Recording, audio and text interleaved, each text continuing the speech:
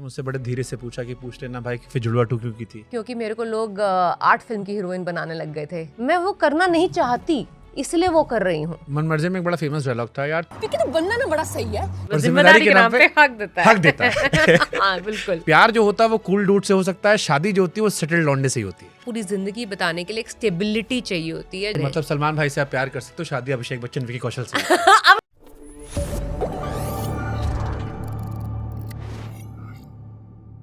किसी ने मुझसे बड़े धीरे से पूछा कि पूछ लेना भाई कि फिर जुड़वा 2 क्यों की थी।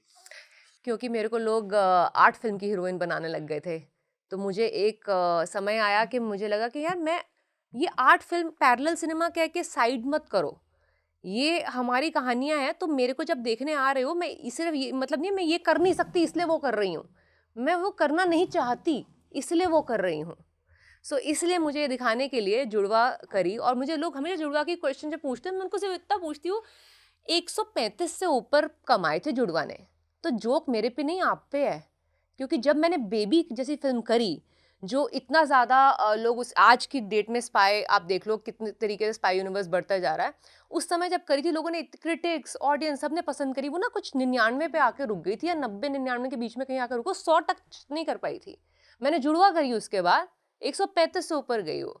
तो आप खुद देख लीजिए, अच्छा सिनेमा बिना बुद्धि लगाए पिक्चर देखने में लोगों को मजा आता है। वो भी बुरा नहीं है, मैं ये कहूंगी, क्योंकि आप हर रोज एक ही तरह का खाना नहीं खाते ना, अलग अलग बदल के खाते हैं। आप रोज एक ही तरह, हर मील एक ही तरह खाएंगे, बोर हो जाएंगे। तो मुझे परेशानी नहीं है, आप देखिए हर तरह का सिनेमा, बट ये वाले सिनेमा को आप साइड कर दें कि नहीं यार ये नहीं, ये वाला ना, हमारे को ज़्यादा दिमाग नहीं लगाना थिएटर में घुस के, या हमारे को ज़्यादा ऐसा, हमारे को रियलिटी मत दिखाओ यार थिएटर में, हम भूलना चाहते हैं अपनी रियलिटी। तो मतलब तुम सिर्फ एक तरीके का क्विजीन खाना चाहते हो जो आपका अपना नहीं है, आपकी रियलिटी नहीं है, तो दाल चावल भी खाओ ना किसी दिन। अब दाल चावल मिडिल क्लास लोग खाते हैं। और इससे पहले कि मैं सीरियस फिल्मों पे जाऊं, मैं थोड़ा सा मिडिल क्लास तापसी एक्सप्लोर करना चाहता हूं। अक्सर हम ये कहते हैं कि मिडिल क्लास इंसान कितना ही पैसा कमा ले, जी अंदर से मिडिल क्लास नहीं आता। जी ऑफ कोर्स। आपके अंदर बचा है? कैसे इंस्टेंस, अब मैं कोई इंस्टेंसेस याद नहीं करती, नहीं, क्योंकि बचा मैं इसलिए क्योंकि एक इंटरव्यू में आपने कहा कि मेरा शेफ जो है 1 लाख रुपए का, लोगों ने कहा शेफ नहीं, मेरी न्यूट्रिशनिस्ट, हाँ न्यूट्रिशनिस्ट जो है वो मुझसे 1 लाख रुपए लेती है पर मंथ। वो मेरा अब ये मेरे काम से रिलेटेड एक्सपेंस है। तो अब मैं इस पे भी नहीं खर्च करूंगी तो फिर मैं कहाँ ही खर्च करूंगी अपने काम। लोग अपने काम से रिलेटेड चीजों पे जो खर्च करते हैं, ये मेरा वो खर्चा है। बट बाकी चीजें जो होती हैं कि अच्छा यहाँ नहीं जाना, कि यार नहीं मिशेलिन स्टार रेस्टोरेंट में नहीं जाना, क्योंकि उसका जो एक सेट मेन्यू होता है वो 50,000 का एक होता है, वर्सेस मुझे सेम चीज आला कार्ट में ऑर्डर करके किसी और रेस्टोरेंट में सस्ते में मिल जाएगी, तो मैं ऑब्वियसली वो जाऊंगी। अब मैं इंस्टेंसेस मुझे मिडिल क्लास के इसलिए याद नहीं है क्योंकि मुझे वो इंस्टेंसेस नहीं लगते, मैं उनको रोज चलो मैं जीती हेल्प कर देता हूँ। मिडिल क्लास आदमी घर में चीजों को संभाल के रखता है, वो नॉस्टैल्जिया में जीता है। पुराने पैकेट, पुराने डब्बे, पुरानी चीजें। तापसी घर में कुछ बचा है? मेरे घर में ना मुझे लगता है डब्बे ही डब्बे हैं। वो not just courtesy me, I will say more for my mother. वो कुछ नहीं फेंकती, यहाँ तक कि मैं एग्जांपल देती हूँ। अब वो पॉडकास्ट देखेंगे तो मुझे बहुत डांटेंगी। अब ये रिसेंटली की बात है इसलिए मुझे याद है। मैंने देखा अचानक से ना एक डब्बे के अंदर ना बड़े सारे वो टैग्स नहीं होते जो हम कपड़ों से उतार के रखते हैं, टैग्स रखे हुए हैं सारे संभाल के, जहाँ से मैंने ऑर्डर करते, ये जो लोकल हाई स्ट्रीट ब्रांड्स होती हैं। तो मैंने कहा मम्मी ये क्या रखा हुआ है, ये क्यों रखा है, फेंक देना था इसको। नहीं ये काम आएगा। मैंने कहा किस में काम आएगा, बुक मार्क के लिए काम आ जाएगा ना। तो मैं और मेरी बहन 2 सेकंड के लिए एकदम शॉक में थे कि ये जो सोचा है मेरी माँ ने, ये गलत नहीं है, बट यहाँ तक सोच जो जाने के लिए क्या मतलब, मम्मी अब सोचो ये ऐसा इंसान क्या क्या सेव करता होगा। तो ये मिडिल क्लास है, ये एग्जैक्टली तो हम उन्हीं की डीएनए है। बहुत डांटेगी मम्मी। कौन सा सामान आपने खरीदा जिसको देख के माँ बाप ने कहा हाय रे सारे पैसे फूंक दी? इतना पैसा कौन फूंकता है? सारे पैसे मैं तो एक्चुअली बताती हूँ, मेरे खानदान में वो कहते हैं कि तेरे को, तू हमारे से सबसे अलग पैदा हो गई है। मुझे तो कई बार डाउट होता है कहीं और से तो नहीं उठा के लाए मुझे, क्योंकि एक मेरे खानदान में सारे सेविंग किंग क्वींस हैं। उनके लिए वो हर चीज़ में सेव करेंगे, चाहे उनका जितना भी। मेरे माँ बाप भी पता है किस चीज़ में सेव करते हैं, कि सब्जी जो है ना, हम दिल्ली से आ रहे हैं अगर, तो सब्जी दिल्ली से ले आएंगे क्योंकि यहाँ पे ना थोड़ी सी ज़्यादा महंगी है बॉम्बे में, तो इसलिए सब्जी जो है वो चेक इन बैग में आ रही है, फ्लाइट में आ रही है सब्जी। और कहें ये ना हम तेरे तेरे अपार्टमेंट के बाहर महंगी मिलती है, 10 रुपए महंगी है यहाँ पे, तो हम ना थोड़ा सा आगे जाके लोखंड वाला की तरफ या थोड़ा थोड़ा दूर जाके लेंगे जहाँ पे थोड़ी सस्ती होगी, जहाँ पे बड़े अपार्टमेंट हो जाते हैं वहाँ पे महंगी हो जाती है बाहर वेंडर्स की सब्जी। तो ऐसी ऐसी चीजें जो हैं हम करते हैं मिडिल क्लास फैमिली वाले। तो जब आप दिल्ली से बम्बई गए, एक तो बताओ दिल्ली बम्बई में अंतर क्या है? और बहुत अंतर है। मुंबई के अंदर एक तो सबसे बड़ा अंतर तो मैं सेफ्टी बता दूं पहले तो, क्योंकि मैं पहली बार रात के 2 बजे, हाँ, मतलब वहाँ गड्ढों में गिर के लोगों की मौत नहीं होती है। आजकल यहाँ बहुत ज्यादा हो रहा है।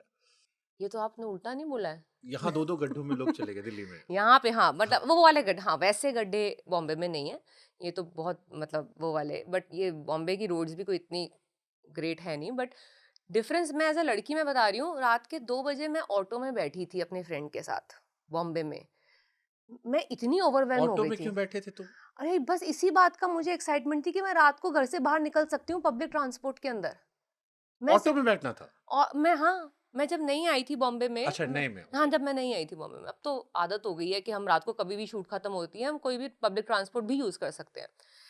बट वो मेरी एक्साइटमेंट आपको देखने वाली थी, मतलब मैंने रिकॉर्ड नहीं करी बस वो, सिर्फ कि मैं सनसेट के बाद या 11-12 बजे के बाद मैं पब्लिक ट्रांसपोर्ट में आराम से घूम रही हूँ और कोई मुझे कैट कॉल नहीं आ रही, कोई मुझे सीटी नहीं मारा, ऑकवर्ड डर नहीं लग रहा किसी को देखते हुए।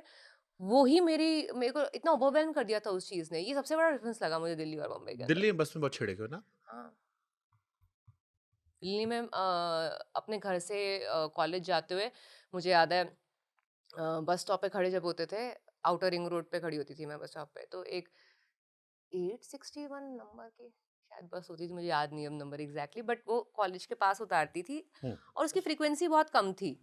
तो वहाँ पे मैं एक टाइम पे पहुँचती थी और देखती थी बस में, बट मैं हमेशा, मेरा टाइम लग जाता था गेज करने में कि कौन कौन, कितने औरतें बैठी हैं अंदर, कितने मर्द बैठे हैं, कितनी सीट खाली दिख रही है। मैं तभी चढ़ूं अंदर अगर मुझे लग रहा है कि थोड़ी सीटें ज़्यादा खाली हैं और औरतें थोड़ी ज़्यादा हैं, एक दो ही हैं और सीटें कम है, तो मैं चढ़ती नहीं थी, मैं चाहे लेट हो जाऊं कॉलेज में, मैं वो बस छोड़ देती थी। क्योंकि ऑब्वियसली बाकी सब सब चलो 99% लड़कियों की तरह मेरे साथ भी ऐसे ऐसे हादसे हुए हैं दिल्ली में, जहाँ पे आपको अनचाहे तरीके से छुआ गया हो, या मतलब आपके साथ बस या पब्लिक ट्रांसपोर्ट के अंदर कुछ इस तरीके की हरकतें हुई हो जो आपको नहीं तो ये सारी पसंद। लड़कियों के साथ होता है? I am yet to meet ऐसी दिल्ली की लड़की जिसके साथ ये हरकत ना हुई हो। I am yet to meet one. But जैसे जो लोग ट्रैवल कर रहे हैं, जो बच्चे ट्रैवल कर रहे हैं, उनकी भी बहनें हैं, उनके भी परिवार वाले हैं, वही कॉलेज के बच्चे जा रहे हैं एग्जैक्टली जो कॉलेज में जाके मोमबत्तियां जलाते हैं। मुझे याद हाँ। है 2011 में जब दिल्ली में घटना हुई थी, मेरा पूरा कॉलेज मोमबत्तियां जला रहा था, हम सब सड़कों पर थे। तो मुझे ये वही कौन से बात लोग तो, फिर आते हैं फिर? मुझे वही समझ नहीं आता कई कबार, क्योंकि तुम्हारे घर में माँ बहन नहीं है वाला डायलॉग पिक्चरों का है, बट वैलिड पूरा है, हमारे सब पे लागू होता है। तो मुझे भी समझ में नहीं आता, बल्कि जब ये जो हम देखते हैं घटनाएं, जब भी मैं ये रेप केसेस के बारे में पढ़ती भी हूँ, तो मुझे लगता है कि यार, जो अभी रिसेंटली, जैसे आपको पता ही होगा, जो आपने देख पढ़ा होगा, 6 साल की एक लड़की के साथ जो 10, 11, 13 साल के 3 लड़कों ने कर दी। अब ये जो 10, 11, 13 साल के लड़के हैं, इनको आप किस जुरिस्डिक्शन के अंडर, किस तरीके का, क्या आपको लगेगा